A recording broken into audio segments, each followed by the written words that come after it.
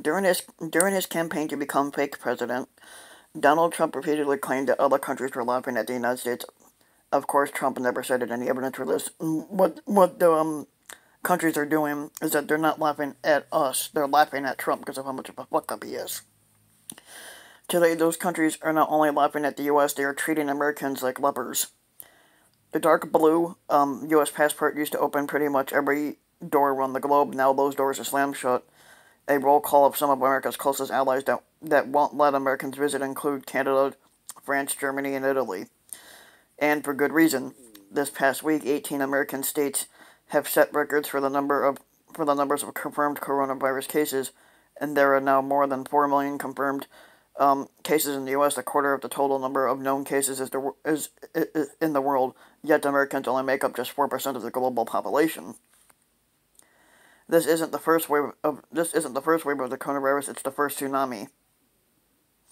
And how the U.S. got here has much to do with the catastrophic failure of the leadership.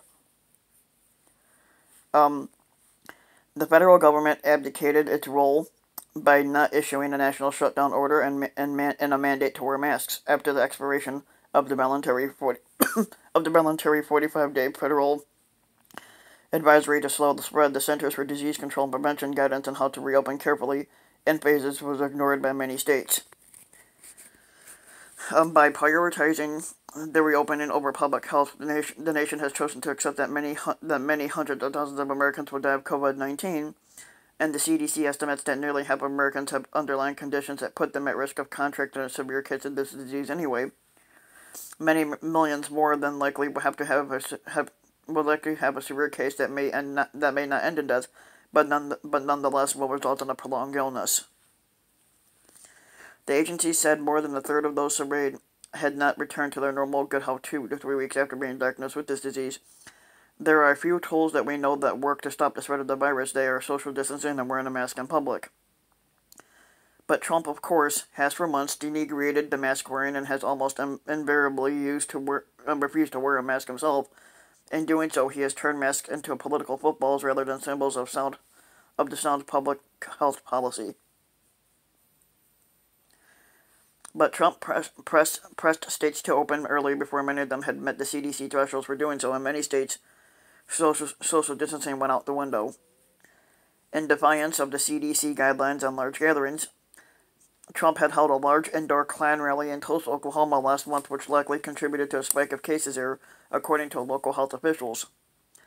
One of the attendees at the Tulsa Klan rally was a Republican Governor Kevin Stitt, who subsequently became the first U.S. governor to test positive for the virus. But Trump is pressing now for schools around the United States to fully reopen, and he's threatening to withhold federal funds to school systems that don't comply with this. Meanwhile, the private school in Maryland, attended by Trump's ugly-ass son Barron, is contemplating either going fully online or some sort of hybrid of in-person and online teaching. But Trump has consistently placed faith in the wisdom of his own gut over science, claiming that hydroxychloroquine was a game changer, which in fact it isn't. But they have said that the people that take this could die of heart failure. As recent as Tuesday, Trump continued to tout the drug at the White House. He also suggested, without evidence, that warm weather would chase away the virus. Instead of taking a summer vacation, the virus has barreled through Arizona, Florida, and Texas, all sweltering in the heat of summer, and all of which have set records for their numbers of coronavirus cases. But Trump has trumpeted the number of coronavirus tests that were done in the U.S. and has claimed falsely and repeatedly that the rising number of cases result from the rising number of tests rather than the result of widely spreading infections.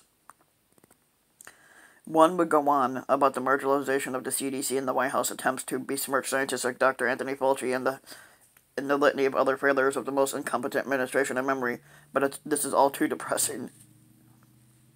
But finally, for Trump, the buck never stops at his desk. Trump has tried labeling the virus, the China virus, the Wuhan virus, and even the Kung flu, but these diversionary efforts are increasingly falling flat.